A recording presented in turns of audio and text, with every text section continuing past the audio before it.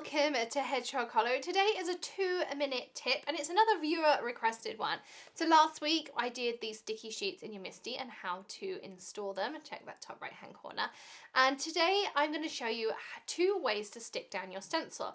So I mentioned that you can stick down your stencil or your piece of paper when working on a mat or on your table using sticky sheets. I'm going to show you that. I'm also going to show you another way I stick my stencil down when I'm working with different mediums. That's my preferred way of working. So I'm going to show you both of those in a quick 2-minute-ish tip. So this is a new stencil from Ranger. It's one of Simon Hurley's stencils. It's called Looks Like Rain. Now, of course, we'll link everything up for you in the description. And here I have a piece of watercolor paper. I'm working on my glass mat, and here I have a piece of sticky sheet. Now, sticky sheets come in big sheets or small sheets. I know a lot of you bought the smaller ones that fit in the sidekick when they were out of stock. So what you can do is you can just pop it down on your surface, and you can pop your piece of paper down on top there. And now when I'm working, particularly if I'm colouring, I like this, is my paper, it doesn't move anywhere. So this is a really nice way to work.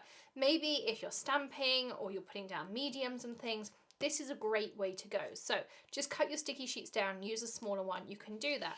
Now another thing you can do is you can put your paper just on the edge like this, and you can also then just put your stencil on the edge like so. So that holds your stencil as well. And then you can take a little bit of ink, take your blending tool. These are the new tonic blending tools. And you can just go in, or you can use a brush, however you want, like this. And lots of you asked me, does it affect your sticky sheet if you get ink on it? Now, I've stamped on numerous sticky sheets. I've put ink on the edge like this.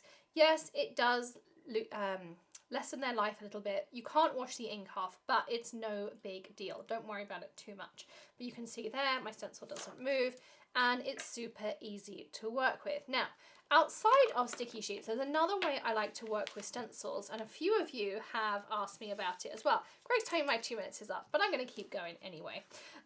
So another thing you can do is you can take your stencil, you can take your cardstock, turn it over, and then take either my favourite purple tape, which I will again link up for you.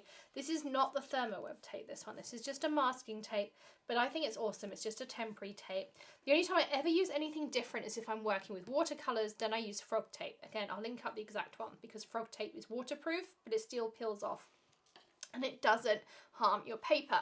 Now, this is the new Thermo web purple tape, and the only reason I bought this one is because it fits in a tape dispenser, and you know me and my nails, I really struggle sometimes to get the ends off my tape. Well, look at this. How cool is this? Because now I can just peel it off.